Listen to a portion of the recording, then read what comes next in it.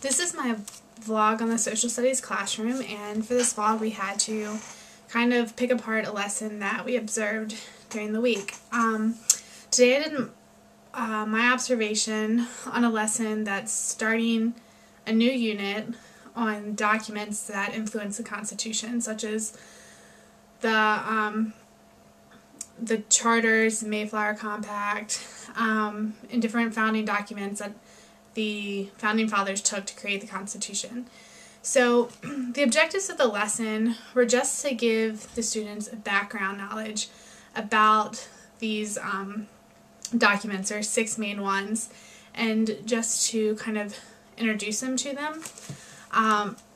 The teachers in the past have tried different ways of introducing these topics. One was that they just did straight lecture, and that didn't seem to work. So then they did stations where the students would learn about each one, and that wasn't super successful. So this year they are showing a video that covers each one, and then they discuss it, and then they'll go more into depth, and they're breaking the students into groups after they introduce all of them to the documents, so they can focus on one specific document.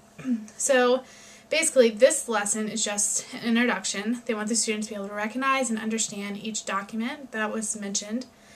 To help them reach this understanding, they provided this video that they had viewed before, and that does a good job of giving kind of the basics at an 8th grade level of what these really complex, confusing documents mean. Along with that, they provided this worksheet that just asks questions for the students to follow as they are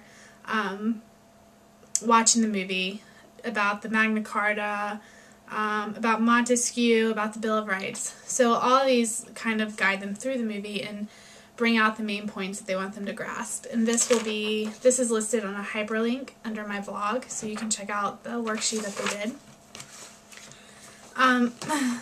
So basically the students came into class, and the teacher discussed this new unit and how this is going to lead to talking about the Constitution and the Bill of Rights, and just gave a quick overview of what was going to happen. The students watched the movie, answered the questions, and at the end the teacher was able to discuss the questions with the students to fill in gaps or clarify misconceptions. The students for the most part liked it. I think they every once in a while like to take a break and watch a movie. Last week was really high activity week in class because they were doing a mock debate, so this was kind of just a good starting a new unit, kind of recollect kind of activity to do. Some did seem bored and spacing out in the video, but a lot of them were paying attention, especially with the notes that helped keep a lot of them on track. I think the learning experience was successful because the students were interested for the most part in the video, and were able to in the video did a really good job of presenting the main ideas, so that the students were able to fill in their worksheets. A lot of them had the answers and seemed to understand it. And so the evidence that I have of it being successful is just the class discussion afterwards.